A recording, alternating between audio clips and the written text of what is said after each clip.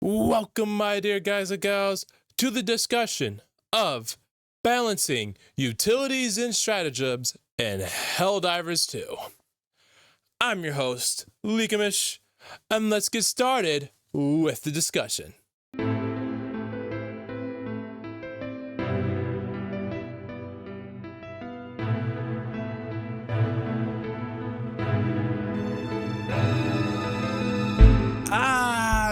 Helldivers 2, a game I honestly can't get enough of. Literally. I adore this game, and recently, divers, we've been eating good.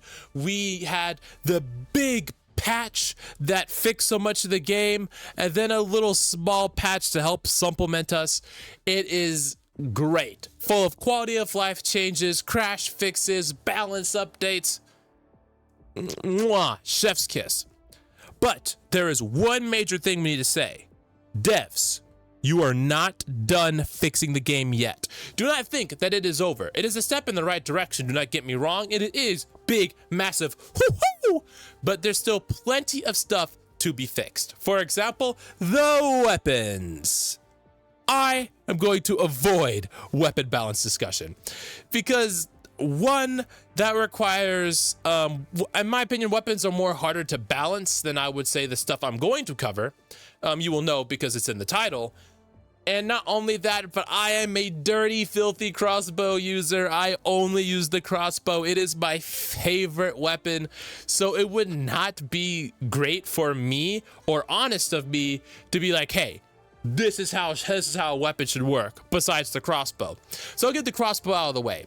Honestly, the destruction change was amazing. I love it. It makes it such a good utility weapon. Now, I would prefer for it to go back to its old stats where it functioned more like a mini grenade launcher.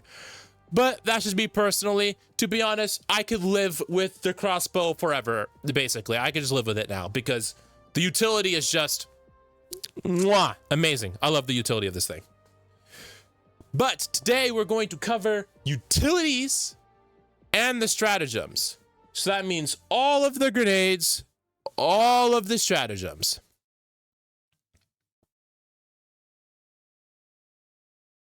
Okay, my fellow gamers, I have a question for you. What do you expect of a throwing knife when you pick it in your loadout?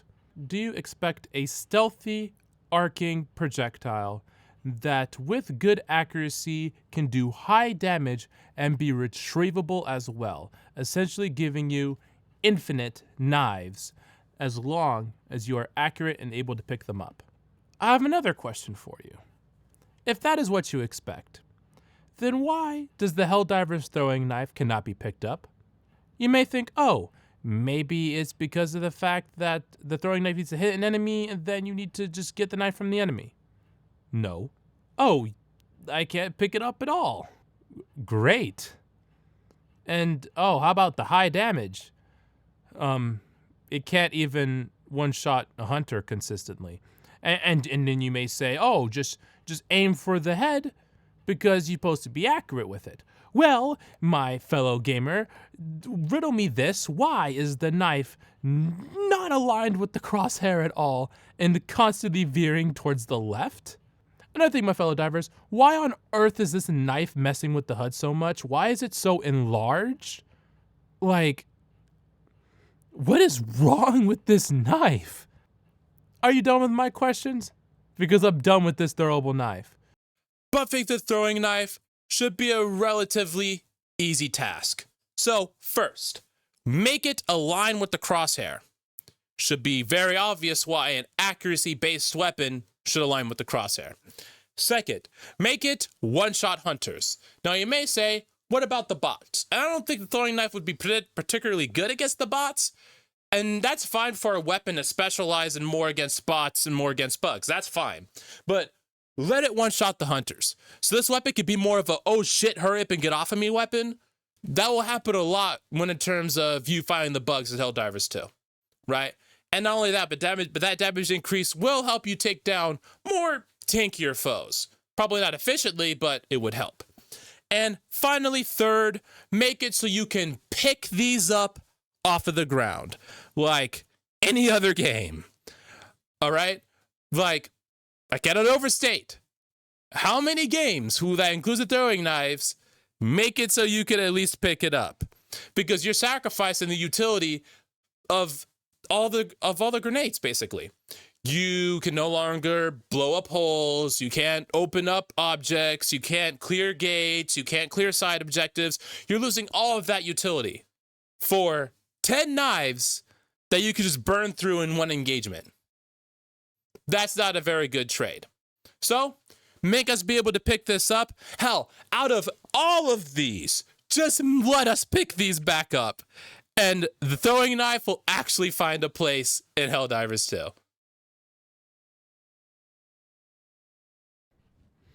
Okay, the smoke grenade. What does it do again? Modifies enemies' behavior, line of sight.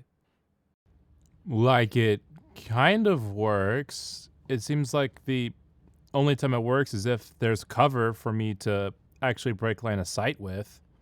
This grenade, you're sacrificing being able to seal bug holes or fabricators.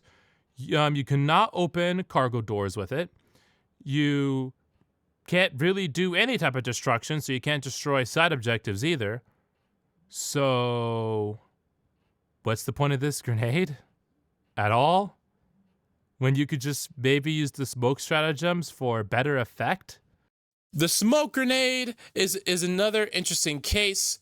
You lose out on the utility of the normal grenade utility, but you get a very specific niche with it, right? And I think for the balance, it should go way harder into that niche. And that should be when you use the smoke, when you use the smoke grenade, you should be invisible to the enemy for 3 to 5 seconds. All right? So when you throw it down, the enemy cannot see you. They don't know where you are. They're disoriented by the smoke. That's one of the reasons why smoke is used in real life, is, to block enemy sight, make them kind of lose track of you. So then you have an easy get out of jail free card if you're getting swarmed, like something that you could use to get out of there, since you're not going to have the grenades to clear out enemies. And that would honestly be probably the best way to fix the smoke grenade, in my opinion. Just make it so we cannot be detected, and it'll just really help in those situations where you're getting swarmed or pinned down and you just need to hurry up and get out of that area.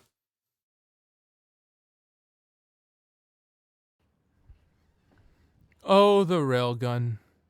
How you used to be the best weapon in the game, being able to take out any enemy that a Helldiver needed to kill. And now you just,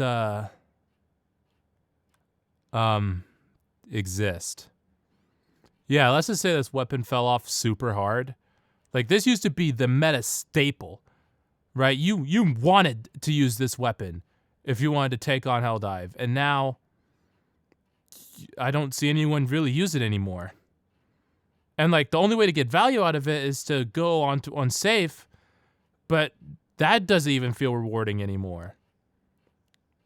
Like, it's just this weapon just feels meh. Like, yeah, I can kill a Charger. Yeah, I can kill a Hulk. Yeah, I could kill a Battle Titan. But it doesn't feel like it's the most efficient way to do it. Like I said, the gun is just a king that turned into meh. Oh, the railgun. Such an interesting case. Because when this thing was good, it was good. And now it's whatever. So to be honest, I think this thing should just get some armor penetration buffs back. Like, who knows, maybe not the full power of the railgun, but at least somewhere near it. Because the whole purpose of nerfing the railgun is because everyone used it because there was no other options. Well, the game has progressed. We have the anti-tank launcher, right? We have the recoilless rifle. We have the spear that now works. We have the quasar cannon, right? We have other options now to use. So, to be honest, the railgun now has competition, so I think they should just revert its nerfs. It has competition now. That was the whole point of nerfing it in the first place. It had no competition, it was meta, it was everywhere. So, That's basically it. Like, I don't really know what else to do for the railgun besides just bring it back. Because it only specializes in one thing, and that's going through armor.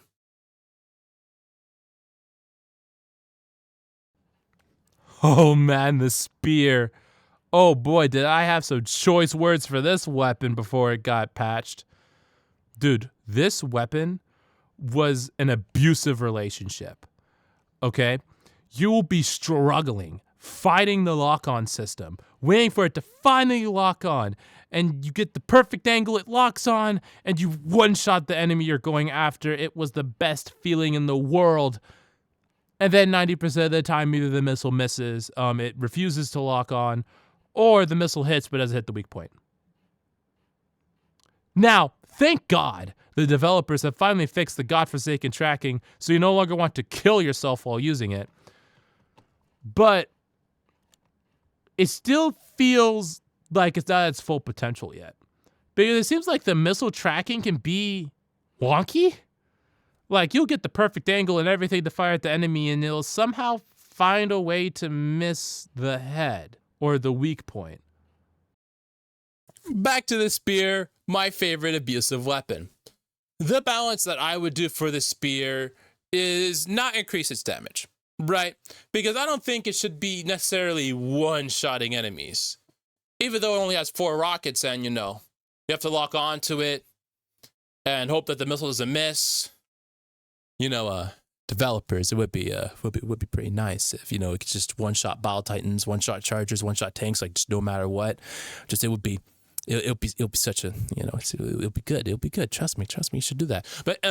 But let's be real for a moment. That might be a tad bit too broken. So what I would do is that I would adjust its targeting or increase the turning radius of the missile. Because when it hits, it hits. But when it slightly misses that Bile Titan's head, when it slightly misses the Charger's head or back, when it slightly misses the Hulk's head or back, it's just, it's the most painful thing ever. And you can spend like 3 rockets trying to take, especially the Bile Titan, 3 rockets just to take the Bile Titan down. Because you keep on hitting its giant fucking leg, or you keep hitting the side of it. It's just, So I think the targeting should focus more on the weak points of the enemies so that it would be easier for the missile when you get the right angle, right? Because remember, you have to get the right angle in the first place. It will reward players for getting more of that right angle and just securing that kill. That's what I would do for the spear. The 380 is a stratagem that you use to just saturate bomb a whole area. And also kill your teammates. But we don't talk about that. Now, the thing about the 380 is that sometimes it could feel like it didn't do much, either entirely missing your target, killing your teammates, and you just feel like you just wasted an entire stratagem. And you also wasted some reinforcements too. I'm sorry, the 380 is just infamous for a team kill because people just can't seem to figure out how, like, big the range of the 380 is, like how much the spread is, and they will just easily die to it. Or you have that teammate that would throw it down, not say they have a 380, and well, you can guess what happens next after that. Now about one of the best team killers, only rivaled by the Tesla Tower and Mortar. What would I do to buff it? And to be honest, I think it's explosive radius should be buffed. Okay. I know some people about to get real mad real quick of getting killed by that 380. But the 380 spread is so wide that a lot of times it feels like you're just going to miss the target you're throwing it at. Even when you're throwing it into big bases, it's not even a guarantee that it'll destroy something you want. But if its blast radius was increased, just pure area destruction, which I think the 380 should be about, then I don't think that's too bad. So yeah, maybe like double the size. All right, fine. If you fine, that might be a little too much. All right, fine. Double half of the size. All right, like make it 1.5 the size it is now. And I think the 380 would fit a little bit more into the meta, I should say. OPS, otherwise known as the Orbital Precision Strike, or the Atlas Cannon Shot. This stratagem is pretty beloved, because it's one of the first stratagems you will ever get as a Helldiver, and it immediately shows its value. This thing can be used to take out heavy units, take out stationary objects, and that's basically it. That's all it could do. But it was really good at that thing. Now, recently, the devs did buff it, and I did like the buffs they gave to it, but I'm still thinking that it's missing one final thing. The OPS only needs one thing, and it would make it amazing, wonderful even. It could contest the rail cannon, it could contest all the other stratagems. One thing would fix this weapon, and Helldiver players would probably know what that is. Make it so the OPS is no longer affected by scatter. You see, scatter makes the OPS useless. Because what's the whole point of the OPS? To have a precision strike. Well, here is a modifier that basically says, fuck you, you're not going to be precise. It's going to shoot off, 50 feet away from where you want it to hit, and you completely miss your target. If it removes this modifier, then it could be a staple, right? Because it can help contest the rail cannon, right? The rail cannon having perfect tracking aim. Well, not all the time, but 99% of the time, perfect tracking aim, right? Guaranteed strike. Well, the OPS, you get more of you're going to have to follow up the strike, right? You're going to have to try to aim it a little harder, right? It's not as easy to hit as the rail cannon is. But in turn, you get more uses, right? And not only that, but it's not like an insta-kill to a charger or anything. It only puts him in a bleed-out state. So, to be honest, just remove scatter. And then you can just have a very easy anti-tank weapon to use. And, might not always kill the target, but it'll get him close to that death.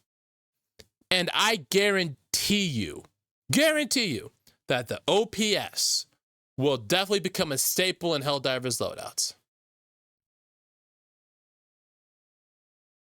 The Gas Strike.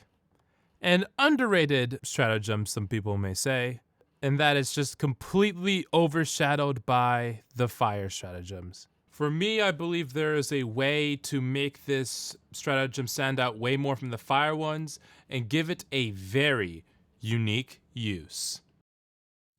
The problem with the gas stratagem is that it's just trying to compete with the fire stratagems, and that's just not going to work. Right? The fire stratagems cover a wider area. It even seems to last longer too. It's just, they're way easier to use than the gas strike. So what I think what they should do with the gas strike is just increase its range. Make it cover a whole area. Make sure the divers are immune to the gas, and boom, you have something that you could drop right on top of you for when enemies are just on you and swarming you, and they'll get gassed out and you'll be perfectly fine. The good old minefield, a way to completely lock off an area to an enemy and make sure that if they're coming from that direction, they probably will not be alive to get anywhere near your objective or wherever you're trying to hold. So, what's the problem with it? Some people say that the mines don't feel strong enough. They feel like they go away too quickly. They're really good at killing your teammates who can't look at the ground. And a good amount of people feel like the Tesla Tower can just do the minefield's job, but better.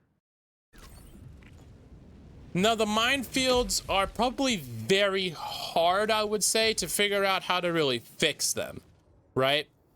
Like, the mines do put in work. It's just sometimes they don't feel like they put in enough work. It's odd, right? You could try reducing its cooldown time. You could try buffing its damage even more.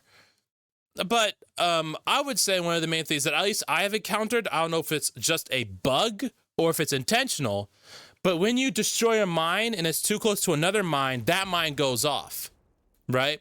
Which means you lose on a resource. And like, this has happened to me a fair amount of times, you know, especially when I'm trying to shoot mines and get it cleared off. You know, it'll just explode all the other mines around it, which means there goes your minefield. Well, let me specify. It won't take out your whole minefield, but it will get rid of some of the mines that are on the ground. And I think the mines should be resistant to each other and only explode on contact, right? It shouldn't explode from the other mines or from other explosions. And then I would think it would also make it a lot better and have it a lot more staying power. But that's just me. I am still unsure how to really fix the minefields, so I could use the help of the comments below. But I think at least fixing this, if it is a bug or if it is intentional, make it so that the mines can only explode if something is touched to them, whether it's a bullet or an enemy. Do not let the other mines or other explosions or fire explode the other mines. The guard dog, a friendly little buddy by your side to help you kill some Terminids or bots and keep your back safe. Now, the problem with the guard dog is that the guard dog rover exists, and the guard dog rover has infinite ammo, while the normal guard dog runs out of ammo rather quickly. This is the main problem. You are not getting that much benefit running the normal guard dog over the rover. Actually, no benefit at all, I should say. The guard dog. How are we going to make these two drones compete with each other, right? Without nerfing the rover. So, I think that what the guard dog should do is it should be able to pick up ammo off the ground, either by itself or by you. And the main reason why is because this thing chugs through ammo like a beast. It feels like after one engagement, the thing is already on your back, completely ousted, tired, ready to go to sleep, while your teammate's rover is just so I think that being able to pick up ammo off the ground would just help offset that ammo consumption that it has, right? And not only that, but it also helps with a certain playstyle, the roamer playstyle.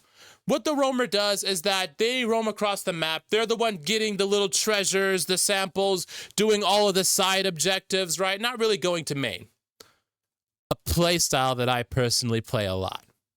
And this will help with them as well, right? Because now they have a little buddy on their back since they're usually by themselves, and that little buddy isn't constantly getting them into combat like the rover does, but they also have something that won't stay on their back after one engagement. Oh, and let's get into that, right? Let's play into the fact that the rover aggro is insane, while the normal guard dogs has a way less aggro radius. I've seen a laser beam of this thing go across the map to hit a bug. All right? This thing, it hates life. It wants all life to cease, including your teammates. You don't know how many times I've been zapped by that fucking thing. Christ. While the guard dog doesn't hurt your teammates. Well, I think it can still do it, but it's way harder to do than that stupid laser. And it's less aggro. So a lot of times it won't snipe an enemy from 10 years away, and then that enemy comes on over and is like, hey, why the hell you just shot at me? Right? Let's play into that fact and give it a special function, right? Press the backpack key or whatever key you need to press. And this will switch it from standby mode to attack mode. Standby is exactly what it does. It stands by. And that's basically all it does. It just stands still, doesn't shoot, doesn't do anything. While attack, that's when it's in its normal state. It will attack everything, right, that it sees. And this will help, especially when in those moments, right, where you do not want to get the enemy's attention, right, but you still want to have that backup. Or it'll stop the drone from shooting more heavily armored targets that the bullets will just deflect off of, like chargers, battle titans, the hive guards. And that in general will also help it save so much more ammo. And I think those two buffs would honestly make this thing amazing, really. If you want to be constantly aggressive, if you want something constantly defending you, then you should use a laser drone. If you want something more flexible, right, so something that could help you, but also not constantly get you in trouble like this guy, then you can use the guard dog. That will help completely separate the two, and the two have totally different use cases. There we go. Now you guys have my balance ideas. Do you think I was out of line? Or do you think I have some merit in my balance decisions? That's for the comments to decide. This is Editor Leakmish here. Before I let this outro continue, I must say a few things that I realized later in the project's development. So first of all, I know I missed some stratagems, so you guys can put it down in the comments below of what stratagems I missed. But this video is just getting a tad bit too long, so I decided to do more of the pressing ones I decided that needed attention. And speaking of that, I know that the mechs are desperately missing. These mechs need help, but that's going to be its own video because when I did the segment, it took 11 minutes. So that's a good chunk of time, and I don't want to edit another 40-minute video. So don't worry, the mechs will be coming probably around a week. So consider that the part 2-ish, because I might add some of the stratagems I missed onto that video, or I might make it a separate video on its own. But don't worry, the mechs will be coming, so stay tuned in for that around next week or so. But I'm going to do something I never said before, right? And that is to please share, please like, please comment. It helps with the algorithm. And if you agree with me and if you agree with this video, please do that. Get as many eyes on it as possible, because then maybe, just maybe, the developers will see it and do something about these stratagems that should be fixed, right? It'll bring attention that they are not done. There's still work to be done, and maybe this could be a push in the right direction. I'm not saying I'm right. I'm not saying that I should be the be-all, end-all. That's why, like I said, the comments are there for you guys to tell me whether I'm out of line with some of these or if you agree.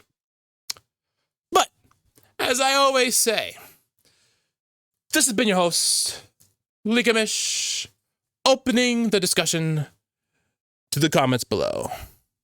Taking a rest, spreading managed democracy, saying farewell to you all.